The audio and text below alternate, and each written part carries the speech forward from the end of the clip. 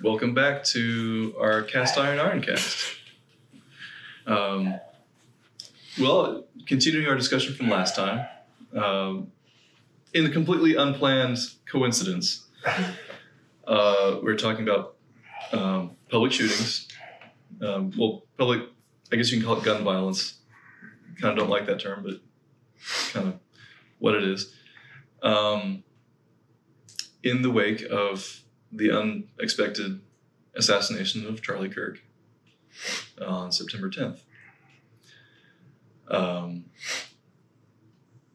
Happened at 12:20 p.m., September 10th, at UVU in Utah Valley University, I think. Mm-hmm. And by apparently one lone sniper, and resulted in the fatality of Mr. Kirk. In the wake of that, we've seen a lot of very revealing social media posts from the expected side of the aisle, let's be honest, and very unhumble, laughing at the situation. So that's kind of what we're going to be discussing today. And any solutions going forward as far as what could be done to prevent such things in the future. Is it gun control? Is it something else? Other solutions, perhaps? So let's dive into it. Any thoughts on the topic at hand, the shooting itself? Well, my sadness over it, I just happened to be online doing some research when it happened, and the part that I guess grieves me over, I grieve a lot over this culture, the current crazy, the insanity, the stuff that goes on, and the fact that someone took someone else's life simply because they disagreed is just devastating. I mean, that whatever we've done in the culture, whatever we've been teaching or whatever we've been modeling, has brought up a generation where the disregard for life, it doesn't seem like they truly, not all of them, obviously, this is not a generalized discussion. We've raised a batch of, 22-year-olds around that age group in universities that I really honestly don't think they understand the value of a life, any life. Mm-hmm. They have no regard for it. And so if they don't agree, well, they can just take you out. And I'm not going to blame it on the gaming generation. Was it when you detach somebody from reality? There's a word that they used to talk about a lot when I was growing up. Don't do the games because it desensitizes. That's where it desensitizes our young people to taking life.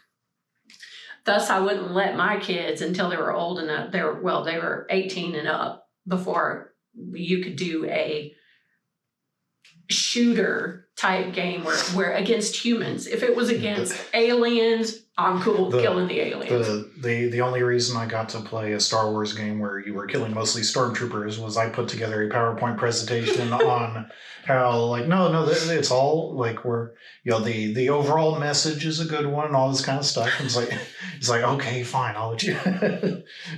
Probably because you didn't expect me to go to that degree. But I think that's one reason why Lucas went to battle droids in the later movies, was because they were mainly geared towards young kids, and he's like, well, you can kill as many battle droids as you want without being violent, without gory. taking a life. Yeah, they're just robots, so maybe he could do whatever he wanted to for fear and not worry about young kids, really. And I will. The reason why I said don't blame the gaming, gamers is because it's not just disregard for life. It's the inability to handle disagreement. Yeah. You know, for you don't want that other person who has a different mindset than you to live. That's something altogether different. And so for anybody to think that simply because you disagree, that you should snuff them out or silence them, whether it's murder or canceling or whatever, you know, simply because they disagree, there is something deeply wrong inside you as a human being. If you can't let that person have a different opinion, find where you have commonalities and go on. Mm-hmm. You know, politics is not the be all end all of life. Making babies, more important than politics. Having a career that provides for yourself or your family, that's more important than politics. There are hordes of things that are more important than politics, but the politics has to happen because there is a system of governing that has to happen, and you want the good people doing that. You don't want the crazy people doing that, and you don't want the greedy people doing that. Sadly, we've, you know, failed at that because we do have greedy, self-absorbed people in Congress or in the Senate or in the executive. So if we don't do the politics, then we're just handing it over to people that you don't agree with. Mm-hmm. So, well, politics is actually, I've kind of gamed this out in my head over the years. You say we get away from politics when you're having a discussion with someone. All right, politics aside, let's talk about a worldview. Well, your politics is downstream of your worldview. mm-hmm. And then you get right back into politics. You can't avoid the politics because that's how you think things should be done in the world or in the country. Mm-hmm. So it's hard to get away from, because if you make any ought statement, we ought to do this, we should do this, well, then that's politics. You get right back into, we should spend our money this way. Well, that's politics. That's fiscal policy. We should deal with other countries this way. Well, that's foreign policy. That's all politics. You can't have a discussion with someone about what we should do without politics. So I might say is like that. Well, you know, I think that you can talk about what's moral outside of politics, just because just because I think something is the right thing to do doesn't mean that I think it should be law, like that sort of thing. Like, obviously, yeah, in an ideal world, you know, moral and legal stuff would be, you know, the same, but, you know, that's not really going to happen probably. But not in our world. So it's like, I guess that would be the exception that I would say is like, you know, that I can say I think, you know, something is moral or immoral while not thinking that that should be made into law, or, you know, that sort of thing. Well, right, and I'm the you know, each individual should be doing what is good and right, and that limits the necessity for law or over-regulation. That's how we have over-regulation. Everybody thinks they know how to run your business, and so they're going to make laws to force you in a particular way how to handle your business. Well, I hate that. I hate over-regulation. The market will weed you out if you're bad. And so it should, in an ideal world, which we do not have, rest with the individual to make their choices, and then people will choose whether they want to associate with you or not. Well, that all works very well in assuming you share a basis of general belief and what you can and cannot do. At a certain point, you diverge so far. I think we've reached this point where you can't even communicate. You're speaking different language entirely. At that point. You say you say a word, you hear one thing, they hear something else, and they're triggered by it. You break down the basic fundamentals of society. You no longer share society. You can't murder babies. We don't think they're actually babies, so we can do whatever we want to them. we can agree on what a human is, then I don't know if we can really talk, if we can have a conversation any further than that. So then you just either have to go your separate ways or, figure it out. I don't know. But if you diverge two cultures so far, why are you sharing a country? Could you take European society and the natives of Puerto Rico, say, back in the 1400s when Columbus discovered them, who were cannibalizing each other? Could they share a society together on the same island? No, they could not. Something would have to give. One of them would have to win because they couldn't coexist. Their values were so different from each other. So are you saying that the only solution to this great divide is war? Not necessarily.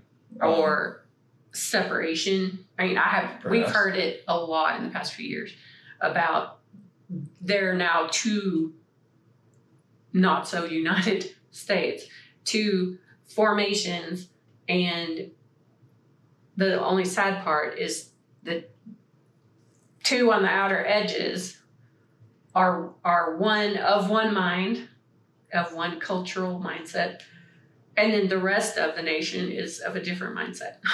You got a little cluster up here by the Great Lakes, but most of the rest of the United States is of a different mindset, and so you've got.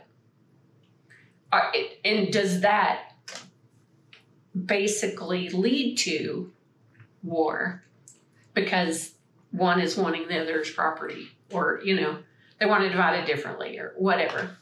Perhaps. I mean, ideally, no. But for so long, it's been that one side has been verbally abusing the other side, and sometimes physically attacking, and one side has been saying we need to be the better people and not respond in kind. Love your neighbor. Disagree with them. We'll win in conversations. We will win in the debates. We will win, hopefully, politically, and put this to rest. In the competition of ideas, not in violence. At the very worst, we will win in the courtroom. But, that's worst case scenario. We don't want things to get violent. But after a while, I think the dam broke with the assassination of Charlie Kirk. Yeah, you see something happened. I think everyone felt it too. Something changed. And the conservative side of things, it just kind of snapped. Says, I think we're done. You assassinated the last man that wanted to change your mind. Right. The last man that wanted to truly do it peacefully, just by debate, through debate. Most of the people were kind of done with it. Yeah. By this point, he was one of the only holdouts, and they killed him. So, okay, maybe we just wash our hands of this discussion and go our separate ways at the best. At worst, if you keep attacking us, we're going to respond in kind. That's what a lot of people are saying online. I'm still formulating my opinions on it at this point, so. Oh, I don't want it to go to violence. Absolutely. Okay, here's what I would love to see. I would love to see what happened this week. Inspire an entirely new and misfit section of conservative libertarian ideas, these people to just come out of the woodwork and talk. And I mean talk loud, not ugly, just loud. Excuse me. And with their votes too, but with their words. I want to see more Jordan Petersons, more Abigail Shrier. I mean, people that are speaking actual fact and reason and logic. I want to see just hundreds of thousands of them start speaking. Not that, I can only say Jordan Peterson is there's only one side that thinks he's actually saying facts. Well, that's true, but the other side doesn't listen to him anyway. I mean, they won't do it. The other side doesn't listen to him anyway. So yeah, so and in defense, obviously, of a person that I have a great deal of respect for, the people who have interesting opinions of Jordan Peterson haven't listened to the wealth of information that I've listened to, and it's plainly visible.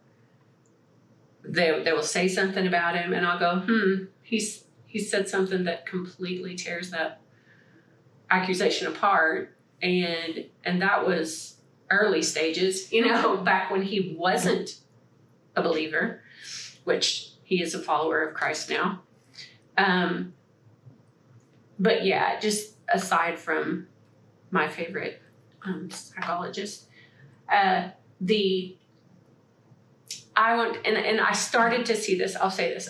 I had started to see a few years ago, as a result of Mr. Peterson's lectures and such, a whole generation of guys going to a lecture in a suit, and sitting respectfully and listening to something very intently and learning how to be a real man, and just loved it. And so I saw that it's like the gears starting to engage, and then it just kind of went out from there. And so now I'm hoping that that beginning stage of reasonable men, intellectual, intelligent men and women, but I'm just talking about the guys at this point, I would love to see just a wave come up in the wake of this person who has lost their life because they talked about God and politics. Mm-hmm. So I think that only good can come from this, because you're talking about the side of the cultural argument that doesn't resort to violence. They hold vigils or speak out, but they don't tear down in order to make their points. So at least it happened on this side of the pendulum. And I'm hoping more people will, including myself, be more courageous and say what needs to be said. Because at any point, whether you are silent or speaking out, at any point, some crazy person can take your life. Why not go out leaving a legacy that cannot be diminished? Yeah. So speaking of speaking. Conversations on this topic.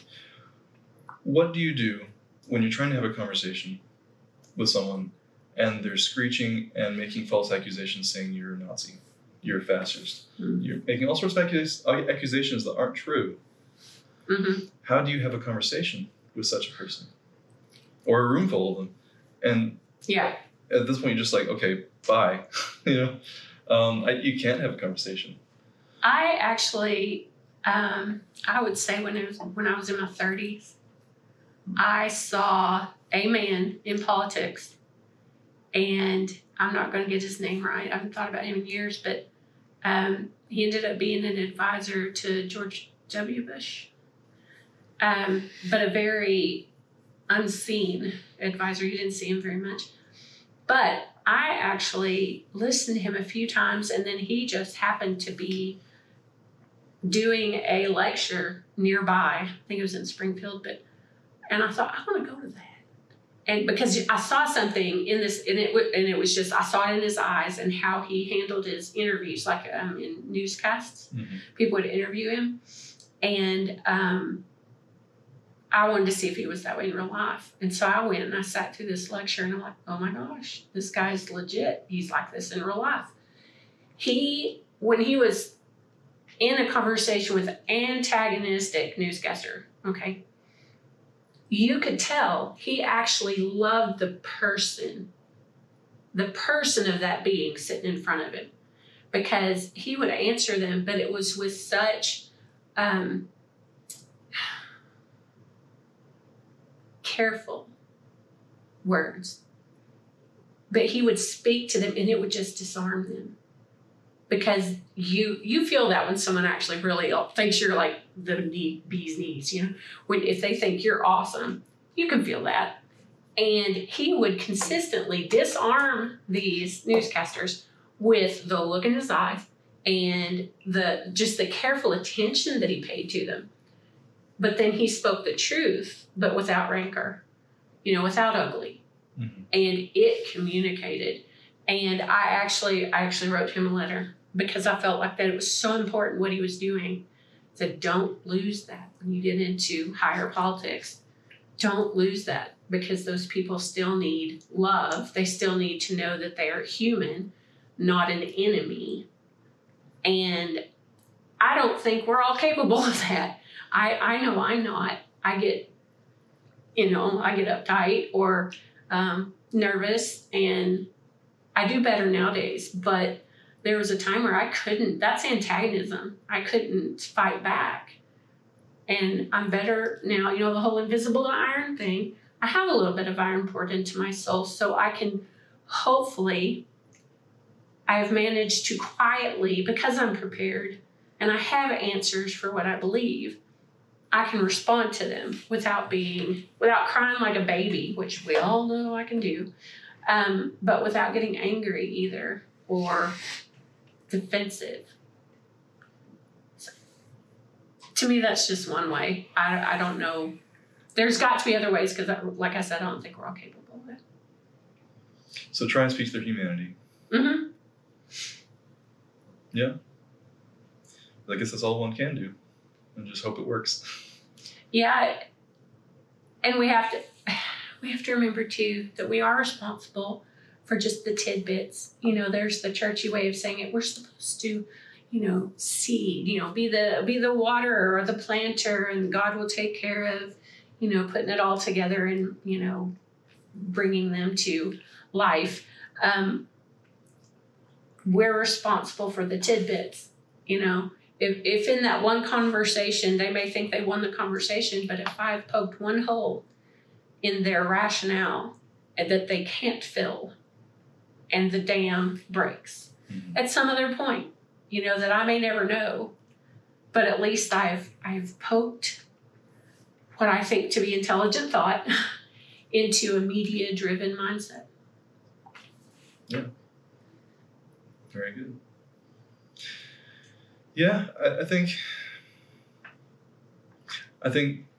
Mr. Kirk's and other conservative podcasters who have done man on the street sort of things. Steven Crowder with his Prove Me Wrong, or was it Prove Me Wrong? I think Charlie Change Kirk My is Mind. One's Change My Mind, one is Crowder was Change My Mind. Okay. Same sort of thing. I'll figure it out. Are you figuring it out, Tal? No. Okay, I I'll was figure looking it at out. something else. Crowder was famous for the Change My Mind meme, because he's sitting at the table and has the banner. But following their lead as far as just presenting facts and just disarming them that way, argue with these statistics, argue with these facts, argue with these actual happenings in the world that you can't refute. Okay, when is the line of life? When is something a life, a human life? Well, it's a clump of cells. Okay, is it human? Well, yes. Okay, well, if not conception, when is the defining line? Well, it's this arbitrary time. Okay, where's the science on that? What makes it a human after that, but not before then? Well, there's no answer. Scientifically, there's only one answer, and so box them in. There's plenty of examples of in each argument type on each different topic of how to box someone in to the correct answer. Abortion being one of them. Yeah. And so that's hopefully they take the knowledge they gained during that debate, that argument, and think about it for a while. Okay, maybe I'll change my mind on this. Hopefully. Well, be open to changing your mind. Yes. I mean, that's Tom and I have talked about. If you get into a discussion with a person of a different belief system, that if you stomp your little cute foot and say, you cannot change my mind, there's no point talking. Yeah. And that's on our side. I cannot stomp my little holy foot and say, you'll never change my mind. If I do, then I've become the dogmatic ideologue. Instead, I have to know, and I have to say out loud for other people to hear, that if you can come up with logic and reason, scientific proof, and you can prove me wrong, I will change my mind. I will. I don't think you're going adjust. to, but It needs to go the other way too. Right. But and just to make sure that we're right, Charlie Kirk is the prove me wrong, and the other dude, Crowder, is the change my mind.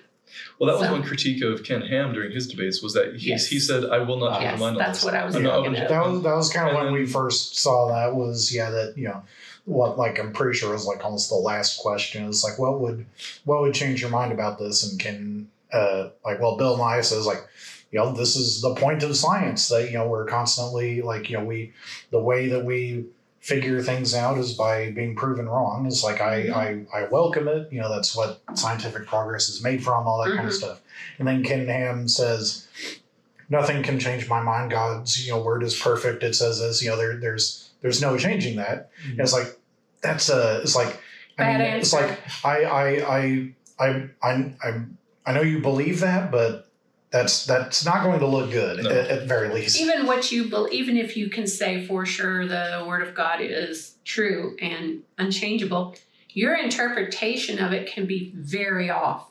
And so you have to, even from a biblical standpoint, you have to be willing to accept the fact that you could be wrong. Well, have done the research beforehand enough to know that, hey, I've looked at the facts, I've looked at all the arguments that can be thrown at my position. I bombarded my own position with the other side's arguments. And I've come to this conclusion. I don't think you're going to change my mind. But say, just in case information comes to light, well, it's like, that I don't know now. I think, like, if there isn't a way to prove you wrong, like, like that kind of, like, you should know, it's like, if I'm wrong, there should be some way to demonstrate that I'm wrong. And so in an ideal case, you would know, it's like, hey, if you can produce this evidence, this is something that I would accept as proving me wrong or whatever. And if you can't do that, then you can just say, well, I'm right, or whatever, and just kind of ignore, like, if there's, I don't know, I'm not saying things right, but No, you're fine. Well, what and even in or at least if any, if it, for it to be scientific or whatever, we'll say it needs to be falsifiable. Otherwise, you can't really do anything with it. Anyway, one of the perfect examples of that sort of debate and attempting to prove one way or the other was that group that went to the Antarctic. The final experiment. The final experiment to prove whether or not the Earth was flat or round, or one aspect of it. Or at minimum, the validity of the classic flat Earth map. I can't remember what it's called. Yeah, it's like something is like something equidistant, but I can't. Azimuthal equidistant map centered on the North Pole. That's the. Oh, is that what it is? Yeah, okay. That's the classic flat Earth map, but at least prove whether that is right or wrong. But yeah. Well, correct me if I'm wrong, but the group that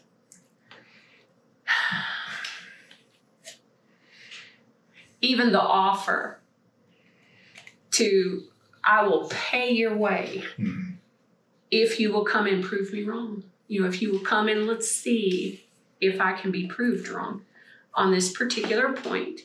Just that is the willingness to be proven wrong, to change, the willingness to change.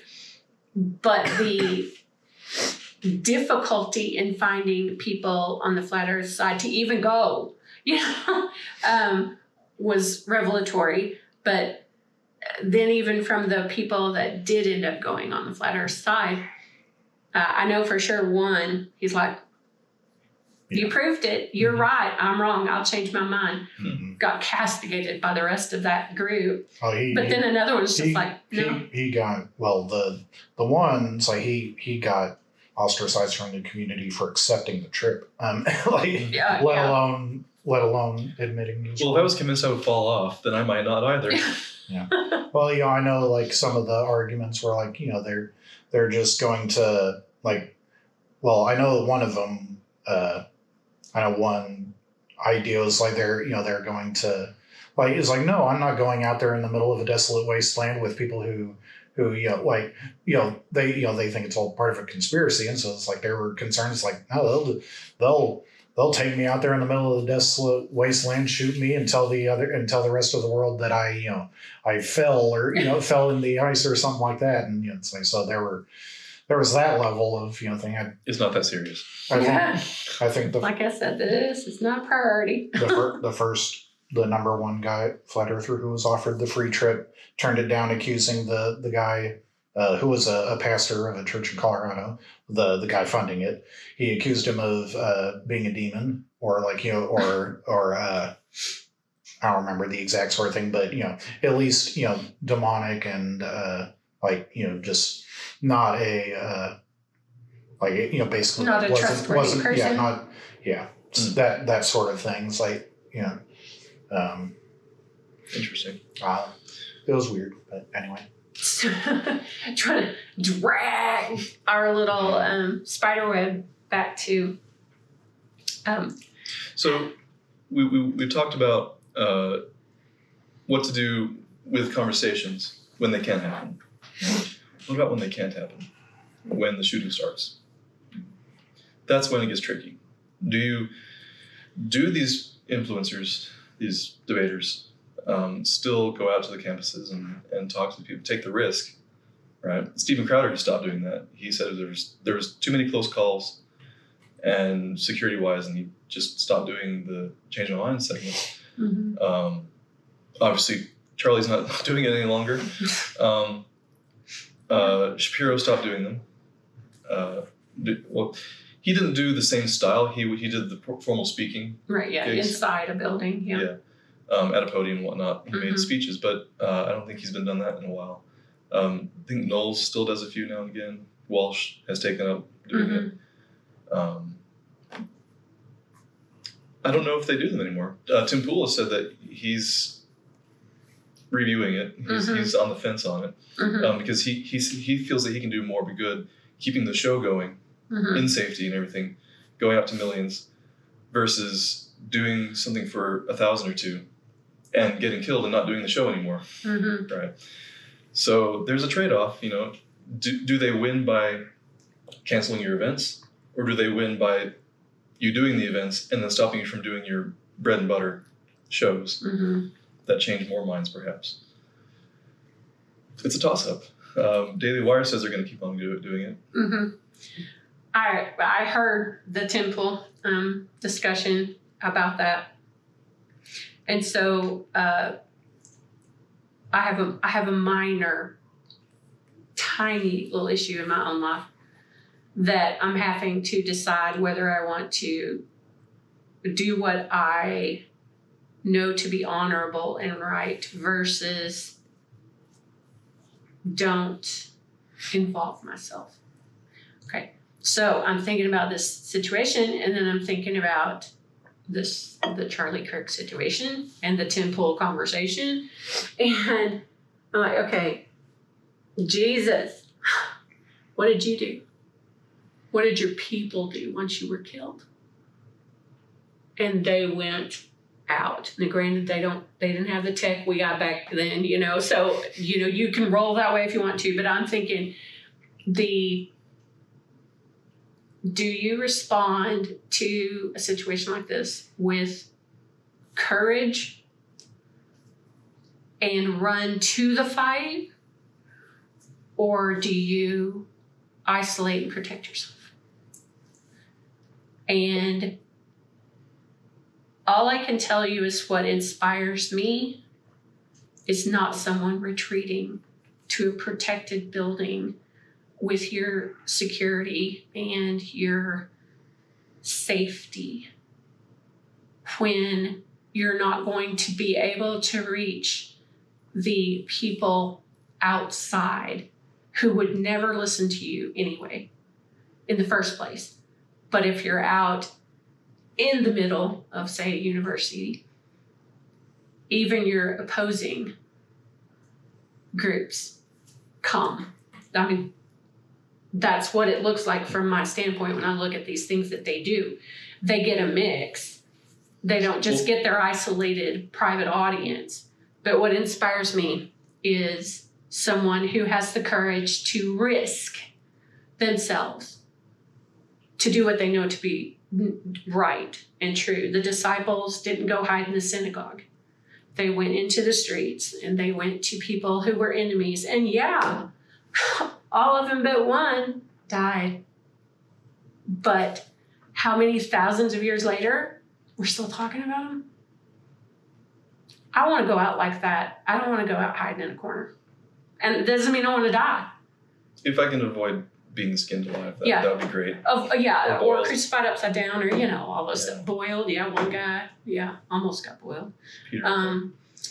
So John actually, did you know that about John, the Revelator? It didn't work. He almost got boiled. Yeah. Yeah, but they changed their mind at the last minute. Mm-hmm. Fun stuff. But they were doing what they knew to be right and good and true and necessary, and they did it not on purpose, sacrificing themselves, but they did not love their life even to death. They loved people, not their flesh. Mm-hmm. Yeah, I'm of two minds on that. I can see both sides. You don't want to give them the win by canceling events.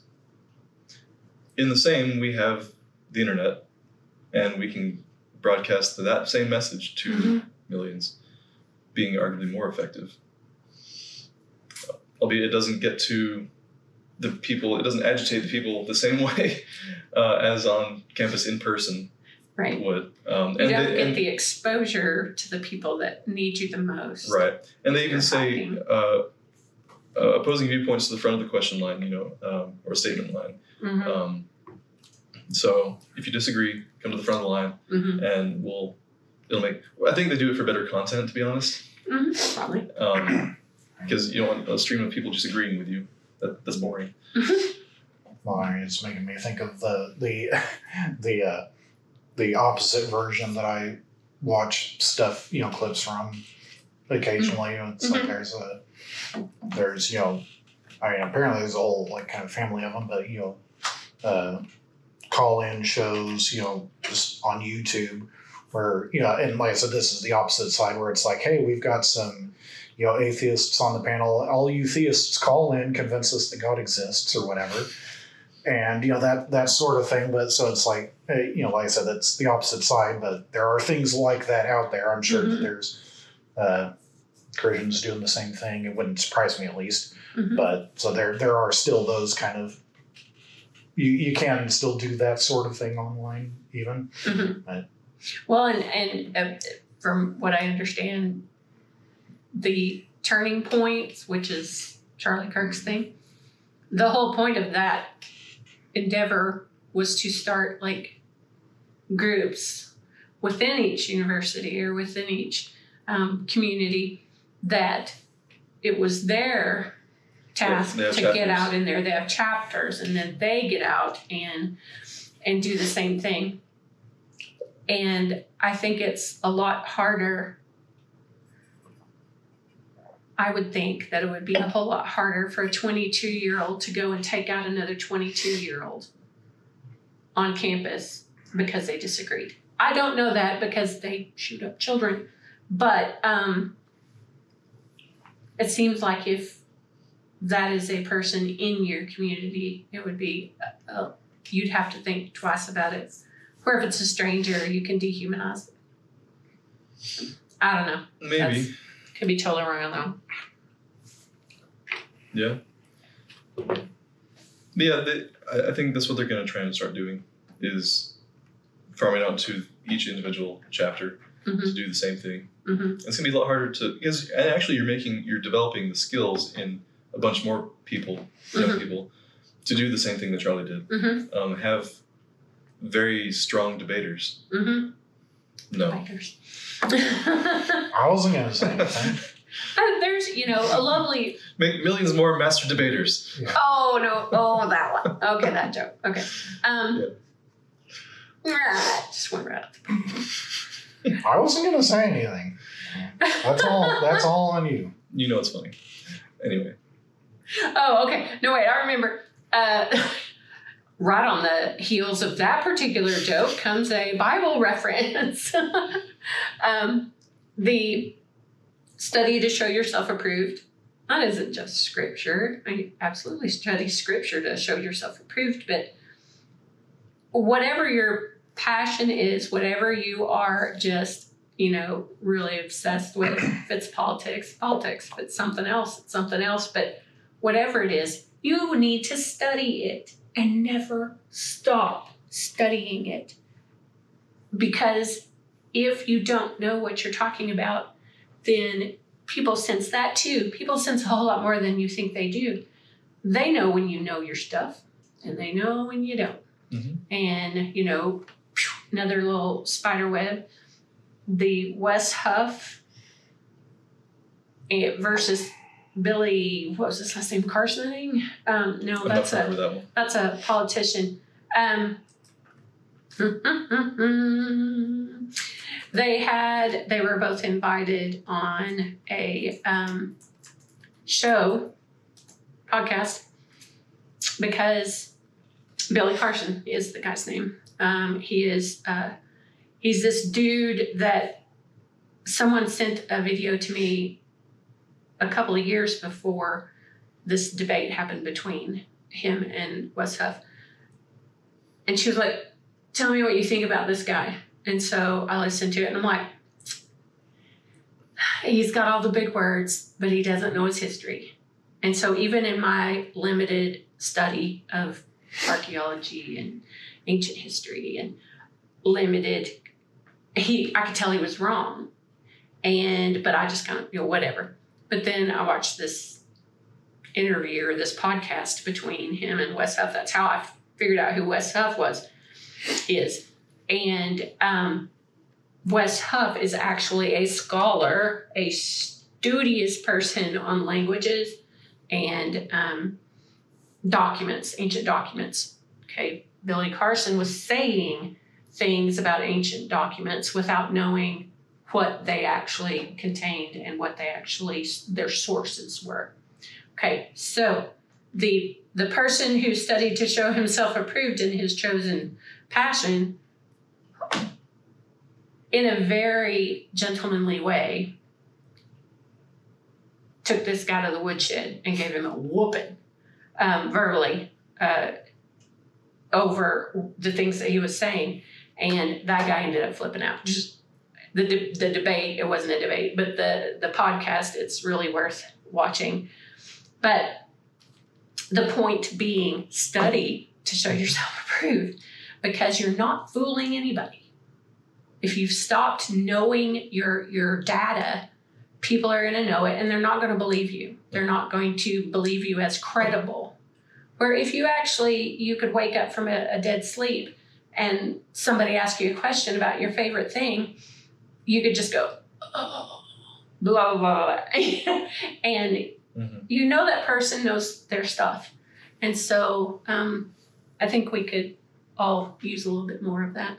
And I guess it doesn't have to be something you start out with knowing everything, of course. No.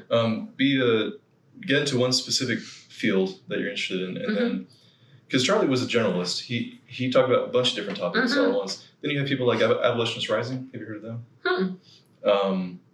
Russell, I don't know his last name. They're out of Oklahoma, and they focus on abortion. Basically, they don't associate with pro-life, because pro-life individuals, as a movement, tend to be okay with not criminalizing abortion when it does happen. Okay. Whereas abolitionists want to go all the way and say, it's murder. No matter who does it, it's wrong, and it's all the same. Even if the mother does it, put her in jail, sort of thing. So that's where they stand. And they go out to college campuses and they do the talks and they hold signs and they get a bunch of pushback. Oh, I bet. But they focus on that one topic. There's other people who focus on immigration on a certain trip out to a campus. They'll focus on whatever, foreign policy or whatever. So I guess one could, if they're getting into debating and making these trips out to college campuses, focus on one topic per trip, read up on it beforehand, and then you have all the stats fresh in your memory. Right. And then maybe rotate next time to a different topic and learn up on that for a while. And then after a while, you're a generalist, but you're good in all different fields. Right. If you can remember your data. Yeah. When I did the study on the land of Israel, I learned a lot of stuff. Can't retain it. I mean, I can retain some of it, but I wish I could retain all of it. But, yeah. So the topic at hand being violence, respond. I assume the consensus, and correct me if I'm wrong, I assume that our consensus here is respond in kindness. Do what you have to do to defend yourself, of course, where legal and able to. But always try words first. Try words first. Don't let hatred into your heart. And even when you're doing what you have to do as far as defending yourself, do so in love. Don't hate your fellow countrymen, because that's how they got the way they are. Yeah. And some of these comments that we're seeing online, just celebrating the death, just awful. Yeah. Saying that he said things that he didn't. He stood for things that he didn't. I mean, there was a similar thing I recall when Trump was the assassination attempt. There is like, it's like, oh man, if only, there were people online. It's like, man, if only, that sort of thing. But yeah. And that's just not even funny. I mean, I can only judge by myself. I would never say anything like that if an opponent almost died or died. No matter how much I disliked them or disagreed with them, I would not do that. And so I know there are a lot of people that are like that. They are respectful, and their heart is not to want death. Their heart is to want solutions, or some commonality, not violence. Yeah, the worst thing I want from my political enemies, for instance, Joe Biden at the height of his presidency, where he was doing the lockdowns and doing mask mandates and being very dictatorial. I wanted him to sail off into the sunset, sit on a rocking porch with a glass of iced tea, watching his grandkids play in the front yard. That's what I wanted for him. Yes, just absolutely. Stop messing with me, go off, do your own thing, enjoy retirement, but leave me alone. Shucks, I think that about almost all government. Can y'all just go find a life and leave me alone? You have more than enough money, just leave me alone. Yeah. And go and enjoy retirement. That's all I want for you. Yeah. But that's the worst thing I want for them. I don't want anyone to get assassinated or, violence is not good for the country. It just riles up anger. Anger breeds more anger. So, And then when the heart of man, or when is corrupted, that's when you have whatever reasoning goes on in their head that it's okay to be violent, to use a gun as violence and take someone else's life. And so we can't blame an inanimate object for the animate object, the sentient being's twisted thinking. The responsibility belongs with the individual, not with the gun. Right. Well, and that kind of leads into one of the arguments that the left has been saying openly about Charlie, is that just a few weeks ago he had said, he was asked the question by someone, there's all these deaths in America in relation to guns, firearms usage. Is it worth it to have the Second Amendment? He said yes. And they're saying, you ended up as one of those statistics. Ha, ha, ha. As if he would have changed his mind on the Second Amendment. I think even in death he would have said, no, the Second Amendment is valuable. Yeah. It shouldn't be abolished. Just because I died, that's not... You shouldn't change the entire foundation of the country just because someone died. That's what he was saying.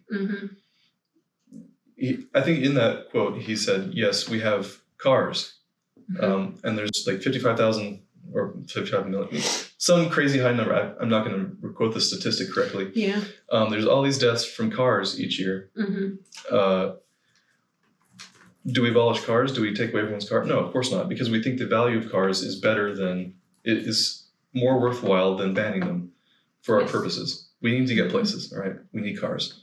And if we have to accept the byproduct of, there's going to be automotive-related deaths every year, try and avoid them, but, you know, that's just how it is. Yeah. Same thing with firearms. They serve a very good purpose for a lot of people. Mm-hmm. Protecting against bad guys, protecting against animals in some parts of the country. Mm-hmm. There's, believe it or not, there's grizzly bears in certain places. I was thinking about the bears. Yeah, sometimes you need a gun to protect against a bear or a mountain lion or whatever, you know, or two-legged predators. Mm-hmm. So, and yes, of course, by necessity, there's going to be, well, by not necessity, but by their mere presence, there's going to be some firearm deaths, accidental, intentional, whatever. Mm-hmm. That's just going to happen when there's the guns present. It's worthwhile. Well, and the common denominator is not the weapon, you know, because you can use a car as a weapon. Mm-hmm. An airplane is a weapon. The common denominator is the individuals who are willing to kill. That's what you have to treat, or, you know, and I don't have the answers except Jesus, you know. I don't have the answers for fixing the mental illness that seems rampant right now and accepted as norm. I think that's a problem. We consider it normal instead of you need to be in a hospital for these strange ideations that you have. But you can't go after the cars because someone used the car improperly, drove it improperly, or did something bad with it. You know, you can't blame that.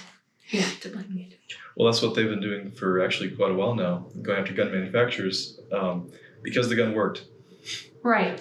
How ignorant is that? Yeah, the gun did what it was supposed to do. It was manufactured to do. It fired when the trigger was pulled. Mm-hmm. And apparently... Unlike 6 Hour, the P320 debacle. You learned about that last time. Yes, I did. That was very educational. But most guns fire when the trigger's pulled. And they're supposed to. And they're supposed to. You shouldn't sue the manufacturer because it worked. Right.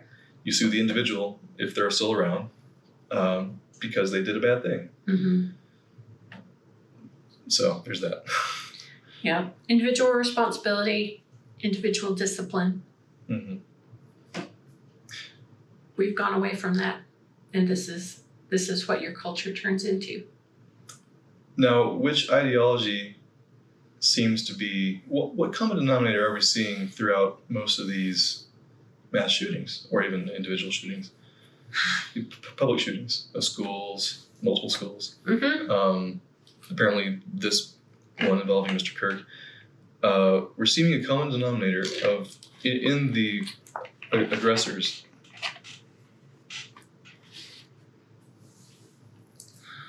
Should I say it? Throw it out there, because it is the truth. Trans ideology. For some reason, this is, and I can't exactly pin down why, it's translating into going after people or children, you know, because of an overabundance of rage. I'm having trouble putting the pieces together there. I don't understand. I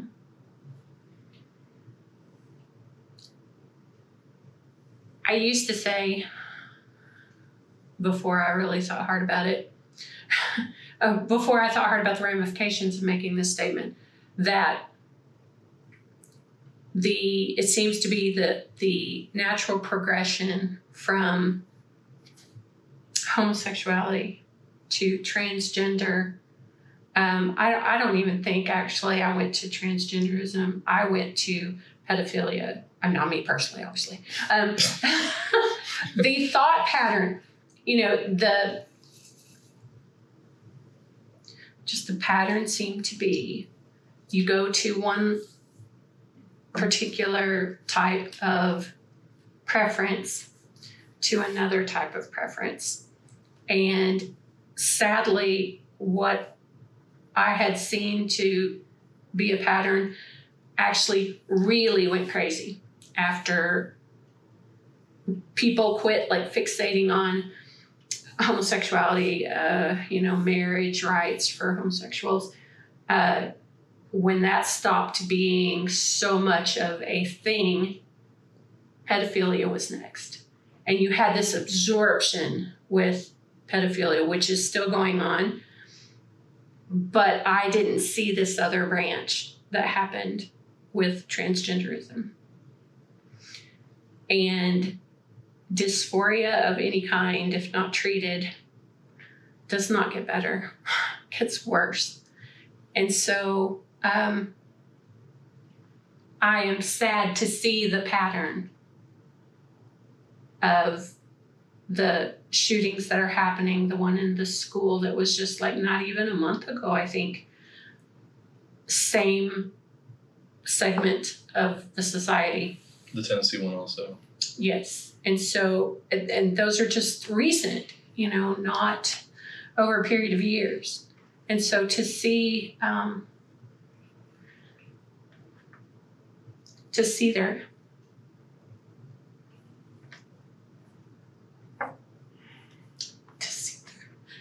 their minds deteriorate in that way, and what seems to be an apparent pattern is death. Someone else's death, a murder or a massacre or any number of life-taking situations. I don't want to know that that's true. I don't want to believe it. I think perhaps it's not in the ideology itself. Perhaps it's what the media has been telling them for well over 10 years now, 15 years maybe. They've been saying the transgenocide. Oh my goodness, so many people are committing suicide. There's gangs running around killing transgender people, Christian racists and this and that, and evil people, and they're gonna kill you and this and that. Well, what happens when you say not literal Nazis and fascists are coming around in pickup trucks, shooting gay, transgender, LGBTQ people all over the country? When you're told that for so long, you believe it. And then you think, I'd better go get them first. Well, these people are much better armed and trained than I am. How can I damage them? I can damage their children. I can damage their wives. I can go hurt them, because I can't as well go after, the primary target, which is the guys. I can get their families though. That's kind of the sense I'm getting. It's the rhetoric has been ramped up so much from the left, mainly in politicians and media. They've been talking about the conservatives in such terms for so long. If you thought Hitler was literally in power and this was World War II, what would you do? It makes sense that this is what we're seeing. If you thought you were fighting actual Nazis. So I don't hold them blameless. The politicians who've been saying this on the public stage. Well, the media can be blamed because they do produce delusion. Facts that aren't facts. They have an agenda, and it's been known for a long time. It's from the right and left. But these media outlets have agendas and things they want to see happen in the world, and they will tell the story to force it that direction. And we would probably all be better off if we didn't pay as much attention to Fox News or CNN. Yeah. Well, thankfully, they are the legacy media. They are going away. Replacing them, you have more polarized segments. If that's good or bad remains to be seen. You have the conservative side being the Daily Wire, Tim Pool, Jordan Peterson, though he's kind of faltering. You have Steven Crowder, all those. Then you have, on the other side, Glenn Beck. Yeah, let's throw him in there. The Blaze, I think he does. Nick Freitas. Have you heard of him? Yeah. He's in the Virginia legislature, I think. And he's the Virginia House of Delegates, I think. And he's going to be retiring here pretty soon. Not running for re-election, but he's been doing a podcast that's very good. Oh, okay. I might check it out. But, yeah, and then on the other side you have leftists. I'm not as familiar with them. But Bosch is one. What was that Nick person's last name? Nick Freitas. Freitas, I think. Okay, yeah, I spelled it wrong. There it is. Okay. He's very good. Oh, yeah. And then you have on the left, you have Bosch, you have Destiny. Calls himself Destiny. He has an actual name. I don't know his actual name. You have other leftists, and they're, of course, the ones saying these things, celebrating the death, all that. So, and much more polarized than you have your old school networks that are, they might push. They at least made a pretense of being unbiased when they weren't. For a couple of weeks, they'll play nice, and then they'll go back to, like in the aftermath of Trump's attempted assassination. There was this whole talk of, hey, maybe you guys should stop saying that we're all Nazis, because this is what happens when you think you're fighting Nazis. People get assassinated. And then they stopped for a couple of weeks, and then they went right back to it. But they at least attempt to play nice sometimes, or at least appear to. The pretense is not in the social media space. It's not in the new media, the podcasting space. People just get to say mostly whatever they want to. And even if they have to abide by YouTube standards, you know what they're saying in code. They'll say in a certain way that they don't get banned, but they're still saying it. Yeah. So you have to be really careful what you listen to. Right. Yeah. Study to show yourself approved. No, at YouTube least. Approved. Yes, YouTube approved. Know at least enough facts to be able to tell if someone's skewing. Seems to me the best way to do is listen to both ends and go, okay, somewhere in here is the truth, but it's likely not on both ends. Well, it kind of goes into the Overton window discussion that I'm sure you're familiar with. I've heard the Overton window, but I've forgotten what it means. Well, so you have, let's see, from their point, the right, and this might be flipped, so it might be totally backwards also, but the right and the left, right? And you have far right, far left. And then in the middle, you have the centrists, which most people up until not too long ago were centrists. They were fence sitters up until about 2020. What happened then? There is no more middle fence. But you have the middle window of acceptable viewpoints. Everything else is kind of crazy on both ends. Then you have, okay, so the left goes way to the left a little bit more. So the Overton window skews to the left also. Oh, I gotcha. And so then the person who was exactly in the middle on their politics is now skewed slightly right from the point of view of the left. Right. Then they go a little farther. That window skews farther left. And now they're mid-right, the average person. And then the left goes off the deep end in 2020. And now the average person is saying, well, I guess I'm far right now. Yeah. But even though they didn't really change their views thoughts, are exactly the same as the person from 1990. They've just been relocated. I'm not a far right crazy person.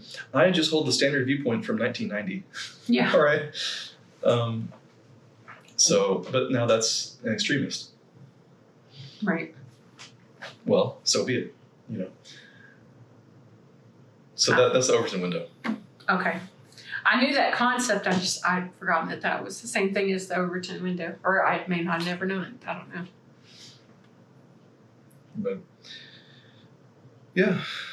Anything before we wrap up?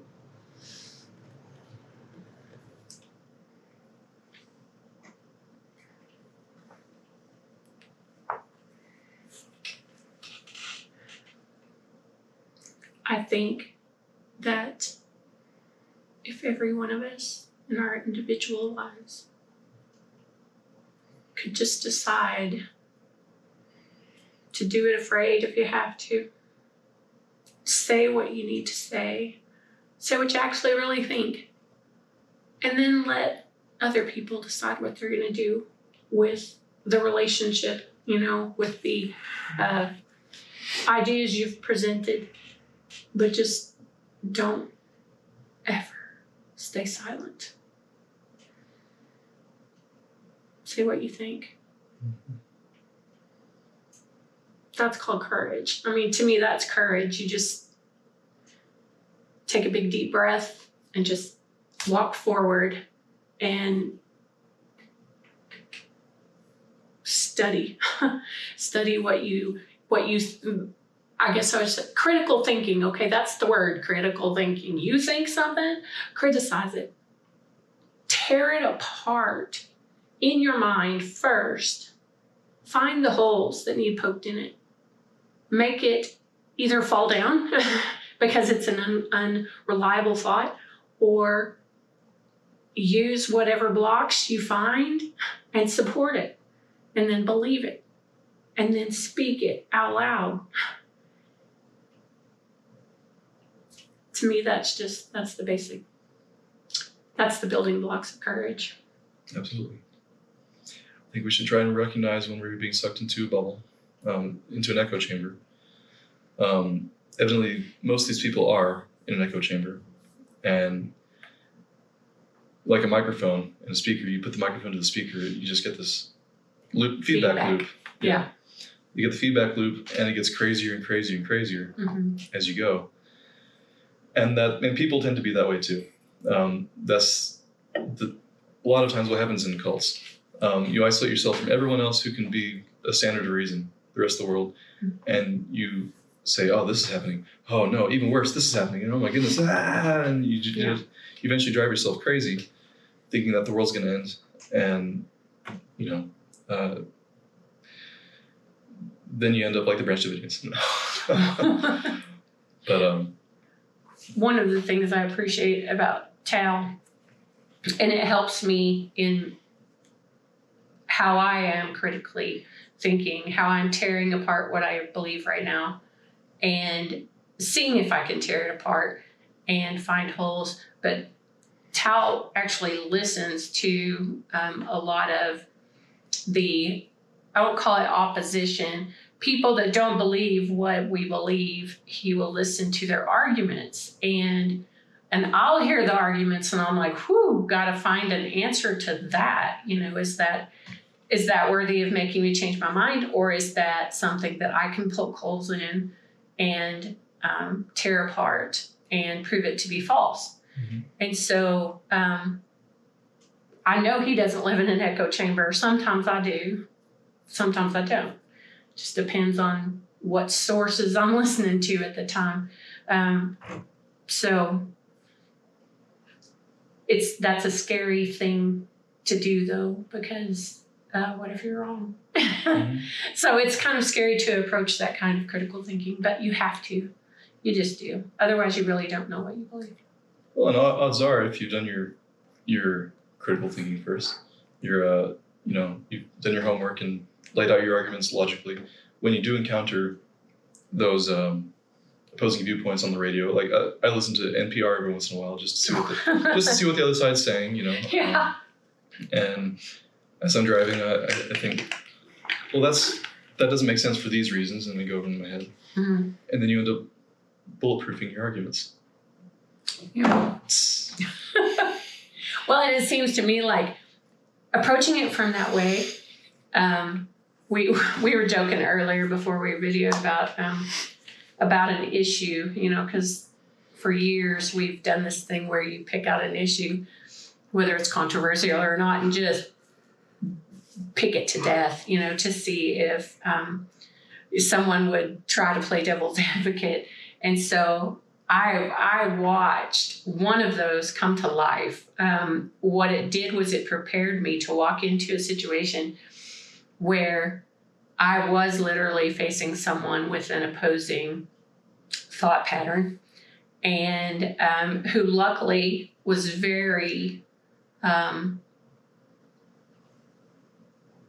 careful in her presentation of her viewpoints. There wasn't any screaming and hollering and calling people names. It was just, we were just having an exchange of ideas, and I was prepared. I mean, when I saw it coming, and I thought, oh, I have a rebuttal for that, and you just talk it out. I've got a rebuttal for that one too. And it was your wife that actually came up with all the devil's advocate. She played the devil's advocate in that one, and it was brutal. But I went into a discussion prepared, and what that did was, the point of this particular statement is, I didn't have to get all emotional or freaked out, neurotic, emotional. I didn't have to. I had no clutter in front of my reason, so my logic carried itself, not my emotions. Mm-hmm. And that is so much more convincing than someone jumping up and down screaming. So yeah. I think that's the benefit of the critical thinking part. Absolutely. I'm sure you guys don't have all the emotions and, get all riled up, but I do. Well, it is, yeah. I mean, did you see? I'm very emotional.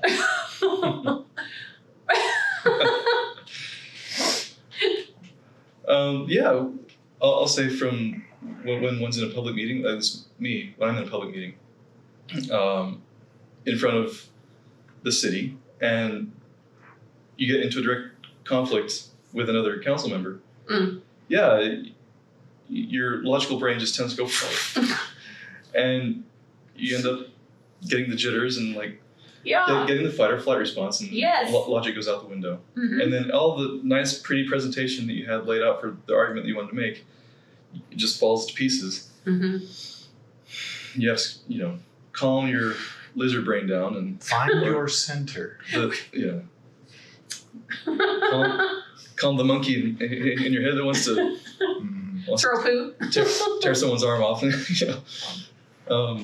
Can't do that. No, can't do that. Calm the inner Wookiee. Yes. The inner Wookiee. But yes, emotions do run high in conflict. Even the most benign of political discussions, emotions can run high. So, there was something I was going to say, and it just escaped. The Wookiee got it. Mm-hmm. I waited as it passed by. Yeah. Didn't reach out and grab that one. Yeah. I remember what it was. I know I keep saying we should close up, but it's fine. This might start a whole nother rabbit hole. We're ready. I think we got time. Or the pastor at church. Oh. In closing. It's another 2 hours. Yeah. We have plenty of time, so go for it. People keep saying on both sides, and this is very much a conservative thing, but I think less so than in years past, is this when civil war hits? Well, that was my question earlier. Is this at least one more step closer, and it seems reasonably close to the tipping point at this point, when both sides are ready to do something? And everyone that I've run into in the public sphere, mm-hmm. who has any connection or any experience with either warfare or just seeing death in general, says, or civil war, looking at other civil wars in other countries, mm-hmm. most of them don't look like the U.S. Civil War did, mm-hmm. where you have two armies lining up, right. on the battlefield. They look like you're walking down the road, going to the supermarket, you hear an explosion, 2 blocks away. You get down, you wait 10 minutes, you get up, you go to the grocery store. Mm. You don't know what happened over there, but Sounds it like didn't that's involve right. you, so that's good. Mm. And that's just the daily life for years on end. And most everyone who has experienced civil wars or seen warfare in the 2 Middle East wars we just got out of, or has experienced death in any way, says you don't want that. Avoid civil war at all costs. Mm-hmm. It might seem fun before you're in it and you're ready to go, but avoid it because it's misery. Yeah. It's better when it's over there and not here.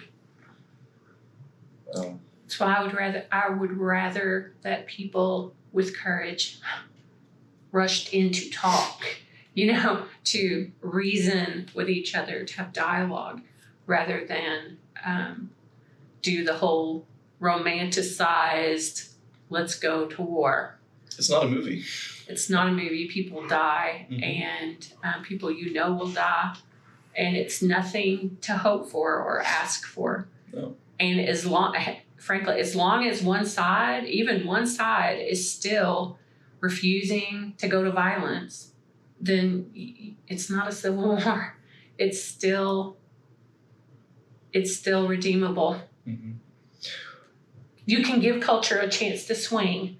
We swung way out toward totalitarianism, way out there, and we're swinging back. And right now we're kind of hovering at the bottom. I don't want it to go hard right, which usually ends in war. I don't want to go hard right either. I want to, can we just for once in our nation's history, just stay right here for a long time till people settle, till the crazy people die, natural deaths. Can we just stay in this area where we're actually talking to each other? I don't know if it's possible, but I think the other side wants, the reason why they're lashing out is because they know that we're winning. At this point in time, at least, politically speaking, we're winning. Right now the conservative edge is winning. Mm-hmm.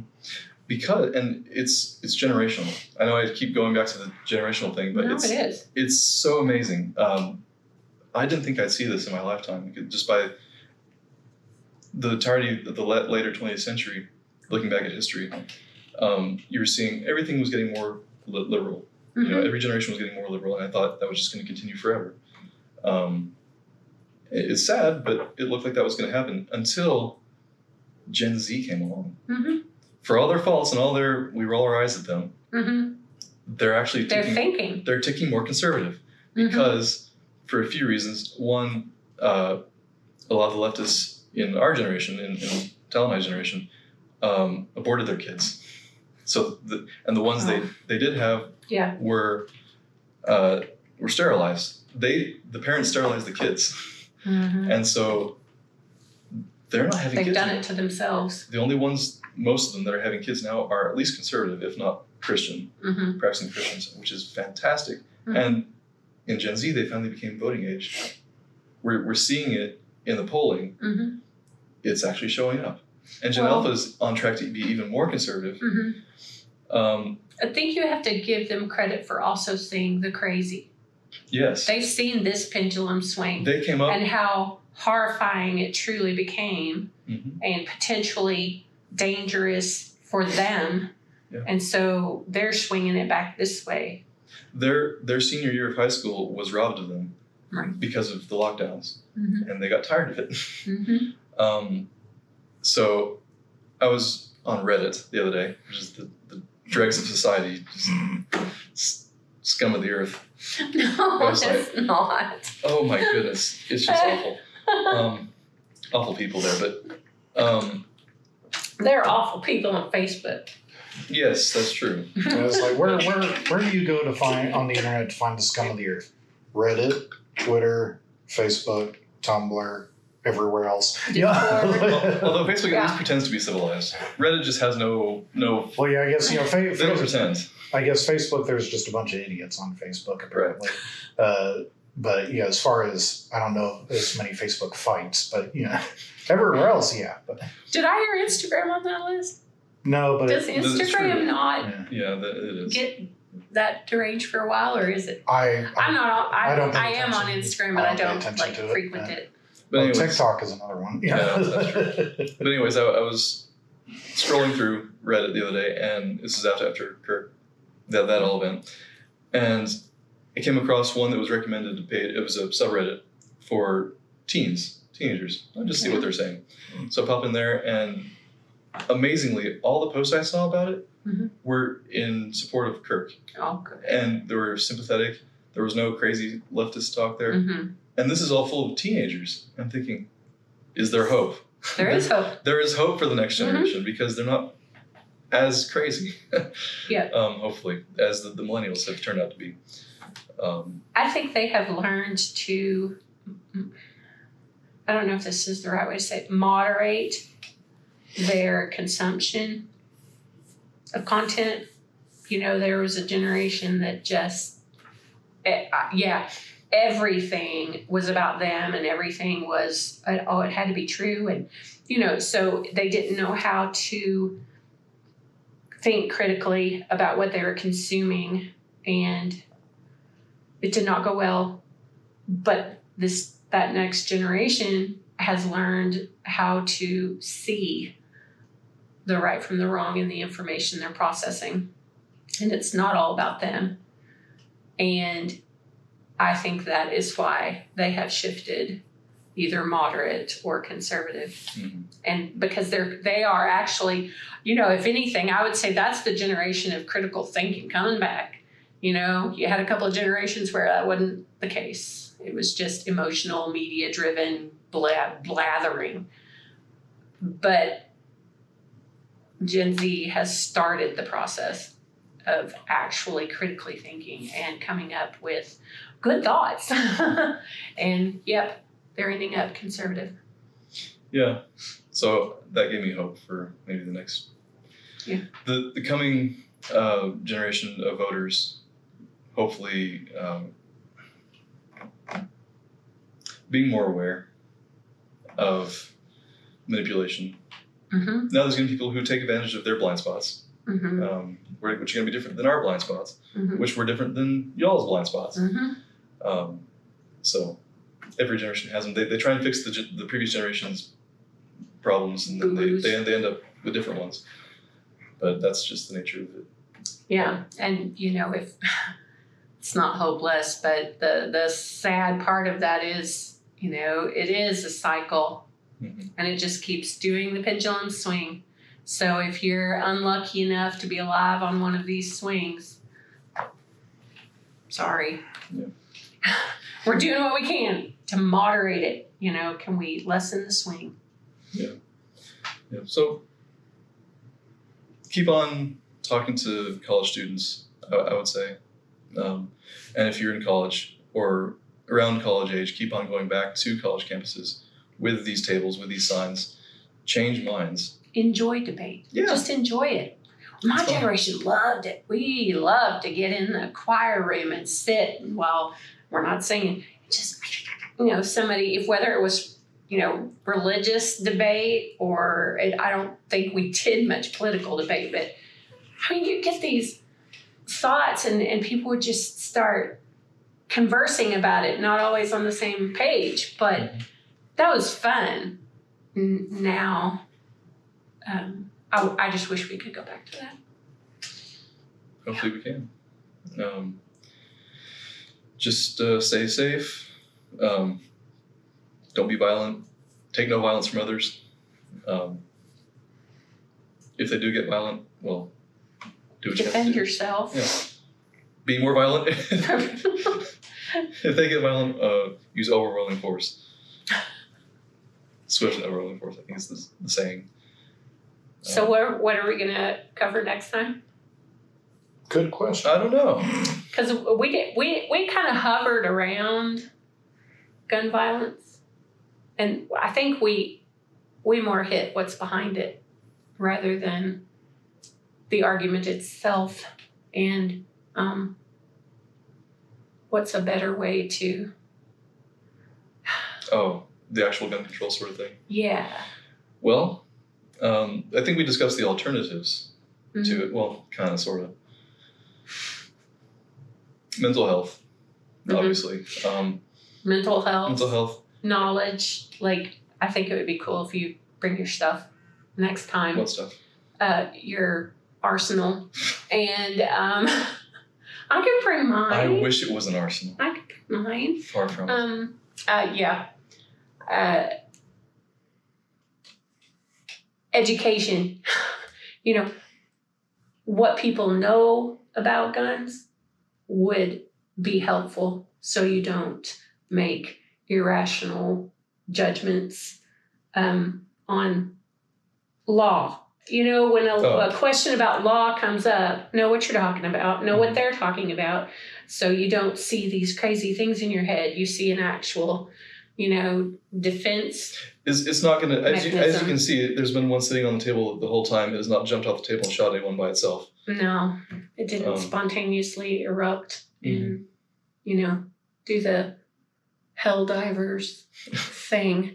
Okay. Well, I mean, really, there's people who are scared to death of them, as if one's going to jump off the table and shoot someone by itself, and because they've just never been around them. Right. They're scary. They're black. Don't be gun racist now. Black rifles matter. Okay.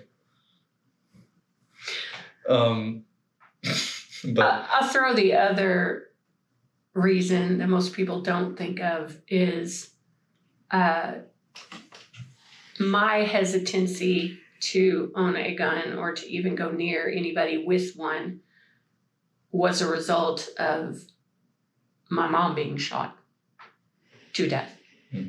So having no knowledge of anything but a BB gun, those were irrational fears and trauma-based fears. Of course. And so I think the more people see and know what and why we choose to have these things, then there'd be less emotional or trauma response or just ignorance. And maybe that is the best way to help people understand what their purpose is. Well, too, for those of you who do are familiar with guns and do have them around, and you have a family member or a friend who is iffy on them, invite them to the range with a .22. Okay, they're fun as heck. There's no recoil, and people are so respectful, careful. Yeah, people at the range, get them because they think everyone's just Yosemite Sam out there. So then I started blasting. Exactly. That's not what it's like. Some redneck, spitting in a spittoon and, being very careless where he's aiming his guns. That's not the case at all. Everyone's respectful. They obey the firearm safety rules. They're friendly. Right? You go to any gun range, odds are 99% there's going to be someone who says, "Hey, come here. Let's. What you got there? Oh, that's really cool. Let me show you what I'm bringing up today." And they're very personable. Very personable. They'll help you with anything you need. And they're not at all Yosemite Sam. But because they're gun people, they like to talk guns. And, welcome you into the community. So it's really no different than somebody talking to me about Subarus. Yeah. Or four-wheeling off in the middle of nowhere. We're not stupid and we're not careless. And they're usually a very hospitable group. And so the danger is when people are stupid and they're not thinking and they're overreaching their capabilities. That's when things don't go well. So right. We want to take the fear out of it. Yeah. That's why you start someone off in whatever community it is. You start them off with the easiest form of that thing, the easiest Subaru to drive. Yeah. And on the easiest trail. Yeah. Go down this dirt road and see how you like it. Or go shoot this .22 rifle with a red dot on it. Super fun. They're gonna have a blast, and they're gonna put some targets, little knockdown targets, and they can actually see something happening instead of just paper, and they're going to love it. So yeah. Do you want to do part 3, you say? I think we need a part 3. When we actually get to what we've been meaning to discuss this whole time without actually discussing it. These are the way our conversations happen. We'll have a subject, but what we really want to talk about ends up coming out. But we do talk about that eventually. And I don't know, maybe that's necessary because there are a lot of underlying thought patterns that you have to consider, especially before owning one of these. You know, you better know what you believe, and it's not just about guns. You need to know what you believe about life, what you believe about the world that's going on around you. You know, how dangerous is the area you live in? You know, so there's a lot of underlying principles that support your thinking or education on guns. So yeah, and for as much as we think everyone should be familiar with them or at least have that as an option, guns aren't for everyone. There may be certain people that say, you know, I don't have the temperament for it, I'm too hot-headed. I understand, right? That's smart of you. Or I don't think I could get around my fear of it. Understand, no worries there. That was me for a really long time. Yeah. No shame in that. Yeah. At some point, I just decided I needed to kill that fear. I did not want to be afraid of guns anymore. So someone helped me do that. What do therapists call it? Exposure? Exposure therapy? Threat exposure, yeah. Well, just exposure therapy. Just exposure therapy. If you're afraid of spiders, go look at a tank with a spider in it and you know, maybe you'll get over it. You approach things voluntarily until you are no longer afraid of them, until you see the reasoning, you know, the actual proof that spider in the box, even though don't take me to a box full of spiders, okay? But, you know, I don't want to look at them. I'll have nightmares. Hold a tarantula? No, I don't want to. Oh, no. Heaven forbid. Yeah, see, that ain't for me. Put me in a metal cage up in the, 11,000 feet above sea level and looking over an edge, and I'm fine, but don't put me in front of the spider. I was wondering where that metal cage was going. Yeah. Car. What is this? That needed clarification, didn't it? Yeah, put me in a Subaru on a mountain. I'm fine. Oh, the Subaru. Okay, a car. Yeah, car. I thought like a crane dangling over the side. No. That's weird, but okay. A car. You definitely need to continue past. Put me in a cage. Definitely need to continue. Isn't that one in Lord of the Rings? What are you afraid of? A cage. Yeah, it's like what? Oh yeah, the blonde. Yeah. Mm-hmm. Yeah. To be put behind bars until use and old age accept them. There you go. Except bars. Yeah, I mean, unless they're roll bars. I can roll with that comment. Roll bars. Get me off quoting Lord of the Rings real fast. Yeah. Quick! Then there's that joke that we made a couple times ago. That was pretty funny. No. Let's not go back to that. Okay, that's true. Okay. Anyway. Later. Yeah. But, so part 3 we must stay on topic, part 3. Alternatives or dare we say accepting certain types of gun control. What will we decide? Okay. California mandates. None of them. Don't import anything here from California, okay? All right. Are we done? I think we're done, y'all. Okay, we're done. See y'all next time on our Cast Iron IronCast. IronCast.